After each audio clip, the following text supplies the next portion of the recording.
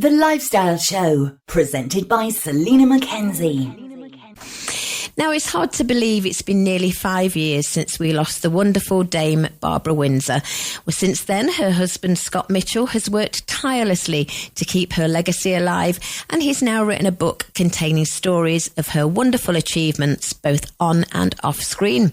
I'm delighted to say he joins us now. It's great to have you on the show with us, Scott. Thank you, Selina. It's lovely to be with you. How are you doing? It's all good. It's all good. Are you you're obviously in the UK at the moment. I'm back in the UK. I was in Gibraltar at the weekend. Of course, for the festival. Yeah, for the literary festival. Yeah, I arrived on Thursday and left on Sunday. So apparently I got blamed for bringing the rains with me. Yeah, it was a bit bad. It did rain. It did. It did across the border as well. Yeah, we had a lot.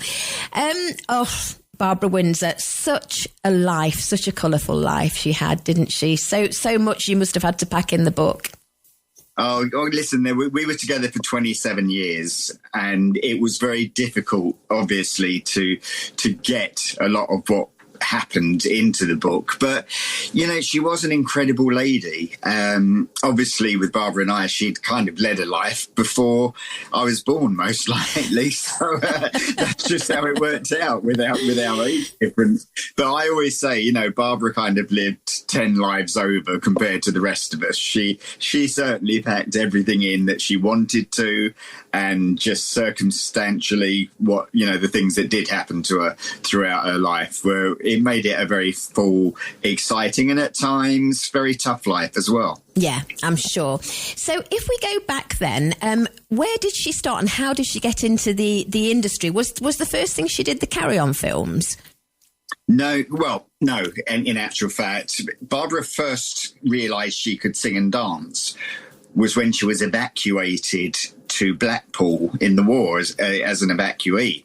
And she was sent to a local dance school in Blackpool, because they just wanted to stop her playing on the streets. I mean, she'd come up from London and all she really knew was playing around on the streets. So they sent her off there, and apparently they sent her back with a little note around her neck saying, this little girl is a born show-off. Make sure she continues with her singing and dancing. No. So I think that her first pantomime, in actual fact, as one of the babes, was when she was about 8 years old at the Golders Green Hippodrome, and her first line was "Here comes the Baron," and they used to put her on the end of the line because she was so tiny. Oh, bless. So it started there. But Barbara actually had a theatre career, really before the Carry-Ons.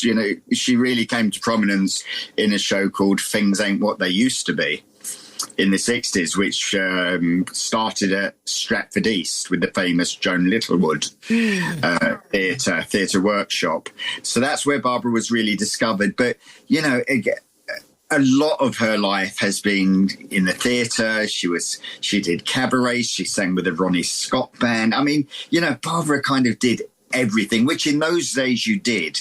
It wasn't like it is now, whereas, someone can put themselves on social media and within a couple of months, for whatever reason, they could have 1 million people following them. I think, back in those days, you really had to do your apprenticeship. Yeah. There were no talent shows either. No, exactly. So you really had to earn your stripes as far as that was concerned. So she certainly did that. And then, of course, the Carry-Ons really kind of propelled her into the public conscious. Yeah, she did 9, I think, didn't she, Carry-Ons? Yes, she did. She did. Most people think she was in all 31, but it wasn't that. She should have been. I think it's because they all remember the Carry On camping scene, isn't it? They're most likely the most played comedy clip ever, So I actually had that on Barbara's order of service at her funeral. I had that picture on the back of the order of service, because she always used to say, this scene will follow me to my grave. Yeah, So it was brilliant. And I said, yes, Bar, it did. So the friends she made in the Carry-Ons, Sid James, Kenneth Williams, did she stay in touch with them? Well, her and Kenneth Williams were really great friends. They lived around the corner from each other, and, they did become close. And Barbara, I think, was one of the few people that Kenneth Williams did actually like. Yeah. I mean, in his diaries, not many people come out favourably, but Barbara did. I think he actually said she was one of the only people that could use his lavatory in his flat. He was very fussy about who used his toilet, and I think refused quite a few people if the need was needed. But yes, and as far as Sid was concerned, I mean, you've got to remember, I wasn't around at this time, and the book that I wrote is really about Barbara and I together, and it's about our life together. So I happen to know quite a lot about her career and kind of before me, but of course I wasn't there to document anything, or I'm only going by what Barbara's told me, what I've read in her own books. So yes, I know with Sid, it's very well publicised that they were romantically involved, and when that did finish, I know they didn't speak for a long time, and of course, unfortunately, Sid James died on stage. So, of course, I think that was obviously very sad for her that things had ended in the way they did. But listen, that's history. And as I say, I was most likely either not born or I was still in that. So. Well, something else that I know is before your time, but it does say in the press release that you talk a bit about Ronnie Knight and the link to the Cray twins. Yeah, well, I think that's all stuff that's been in the public domain for many, many years anyway. I mean, you know, I did meet Ronnie a couple of times when I was with Barbara. The Cray twins, I guess that's just a story of old folklore.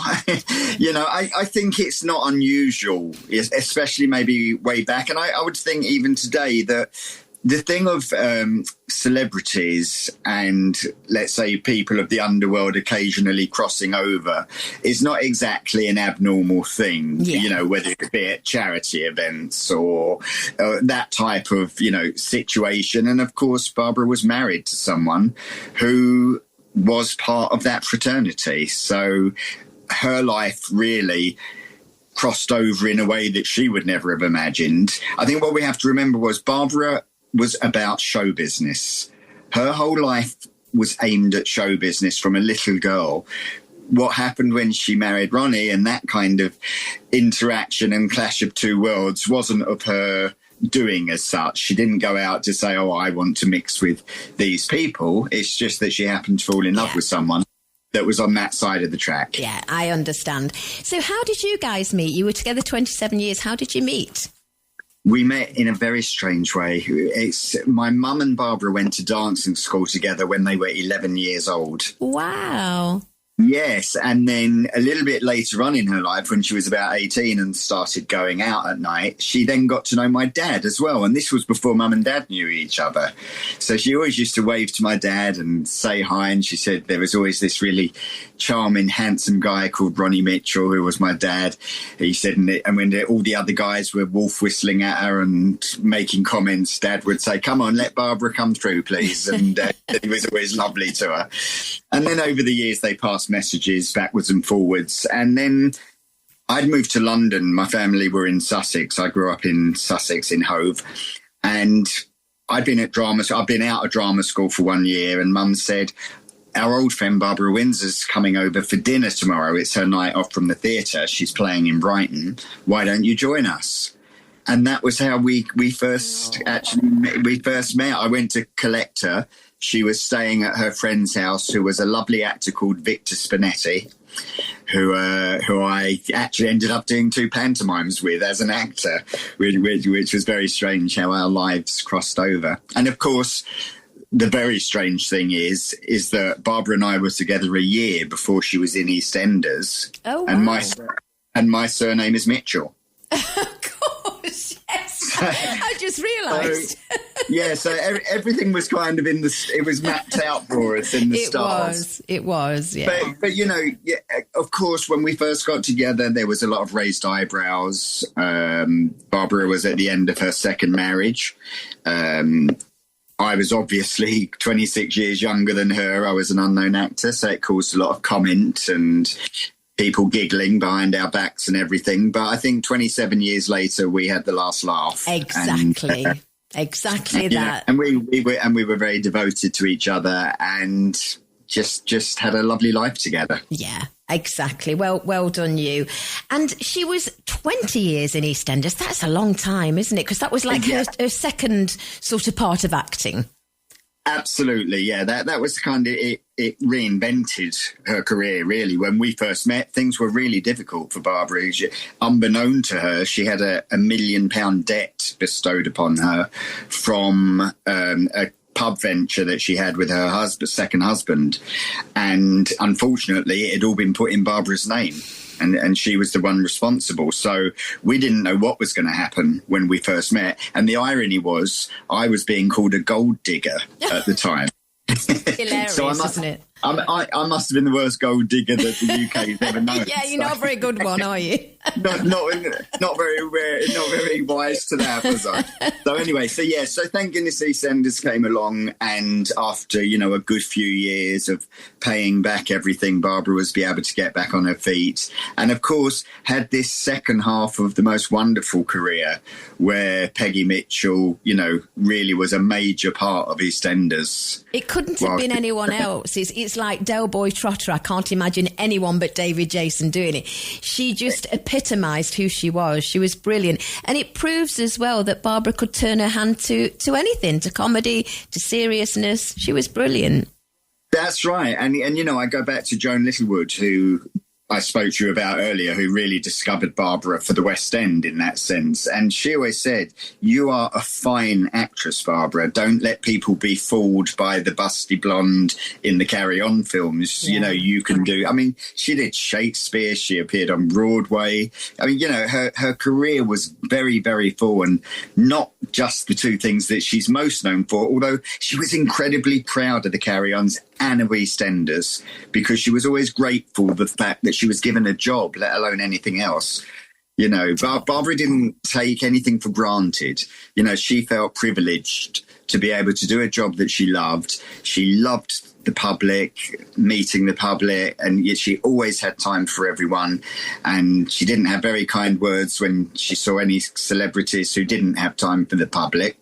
She'd always comment and say, listen, without them, yeah, you wouldn't be in a job. So you have a bit of respect and give people a few minutes of your time. So she was very old school. Yeah, I can imagine she was like that.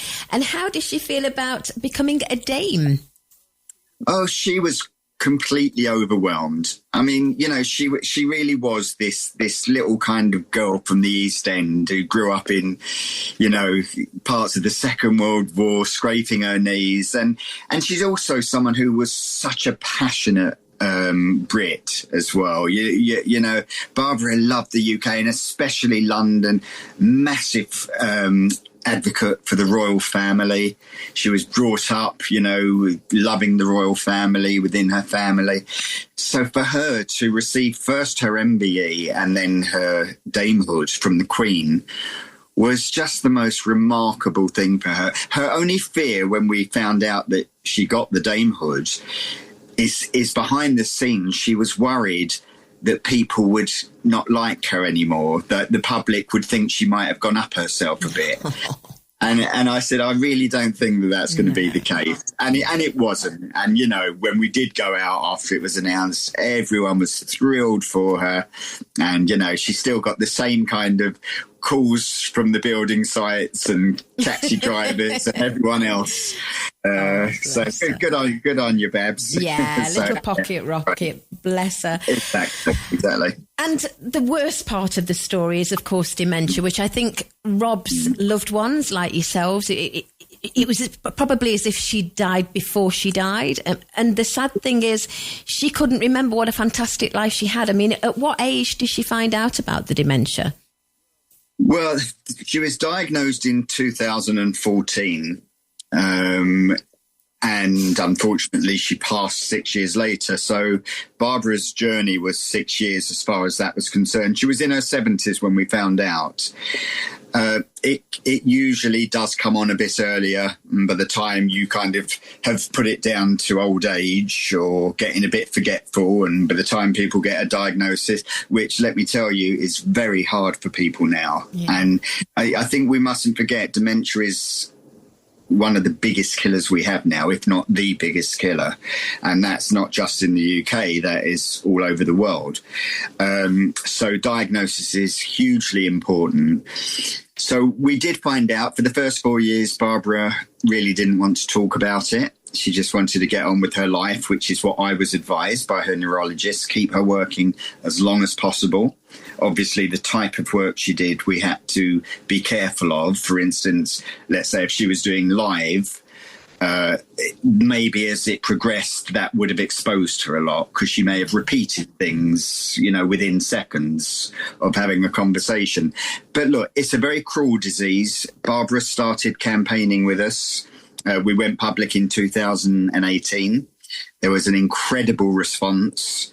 The Alzheimer's and dementia charities got in touch with me and said, look, you won't understand what an impact this has had, Barbara talking about this, because now it's making it okay for other people too. Because there's always been a bit of a stigma, unfortunately, towards dementia, because people get embarrassed about how their loved ones might be behaving. It affects so many different things. Their mobility is affected, their confidence, their moods, emotions. There is so much that goes with it. And it's not only for the person living with dementia, but also for the family and for the people caring for their loved ones. It's a heartbreaking thing to watch. But she did start campaigning with us when we did our first marathon. I got roped into it somehow at the age of 56, and some of her EastEnders castmates, we got a team together. And Barbara did videos and asked people to support dementia research. We went to Downing Street when Boris Johnson was first in to talk about the state of the lack of funding for dementia, also about the social care situation, which I have to say 6 years later is still absolutely on the floor. And really? In a terrible state, yeah. But some real good things did come from it. Unfortunately, I lost Barbara in 2020, 10th of December. As you say, that'll be 5 years in a couple of weeks.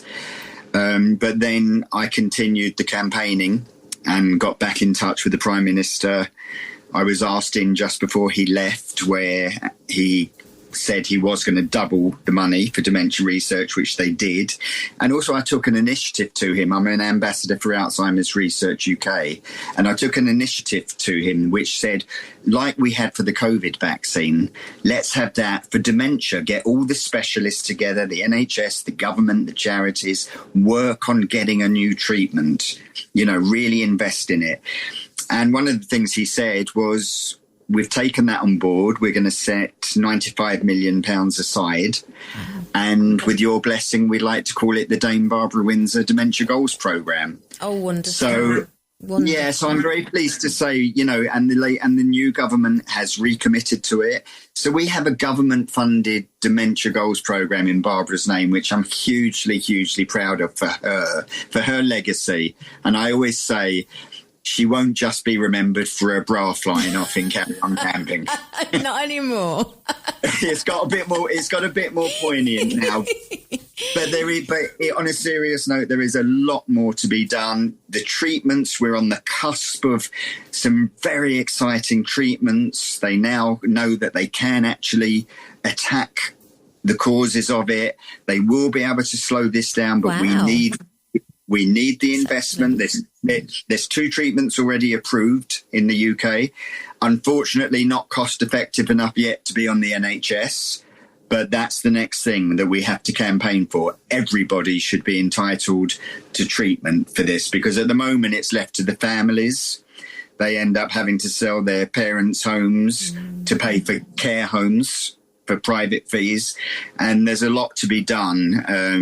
And I'm not going away anytime soon, and nor the charity that I'm involved with, AR UK. So what Yeah, absolutely. And please come on the show again. We'll chat to you again. What can we do? Is there a website we can go to help to campaign? Well, absolutely. If you go to, it's the Alzheimer's Research UK, which I believe is alzheimersresearch.org. Yeah.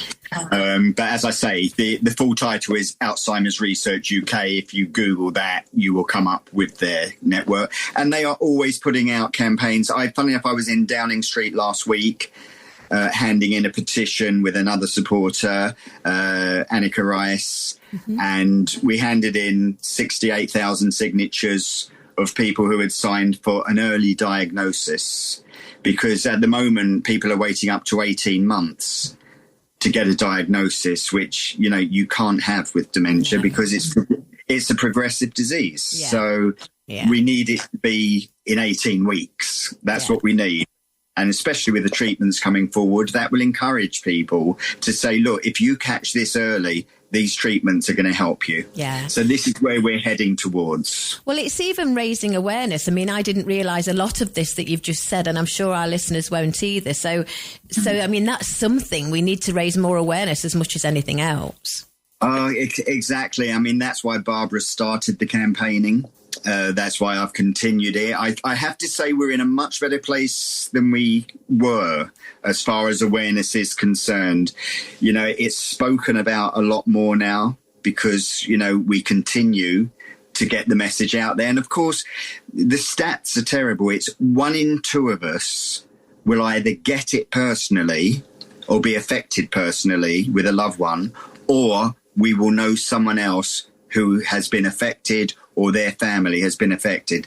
That is very frightening stats. Very, very frightening. You know, and at the moment, there's over 1 million people living with dementia in the UK, and not all of those are diagnosed. 1 in 3 of those may be without a diagnosis. Blimey. Well, Alzheimer's Research UK, if our listeners put that into the search engine. The book is called By Your Side, My Life Loving Barbara Windsor, and it's by Scott Mitchell, who we're chatting to now. It's been lovely to chat to you. It really has. And she was a lovely, lovely lady, from what I could tell and from what I read. Really and you've just confirmed it. Really it. was. So thank you so much, Scott. That's what I thought. Bless her. Thanks, Scott. so much, Selina. Take care. Bye. Bye. Bye-bye. Bye.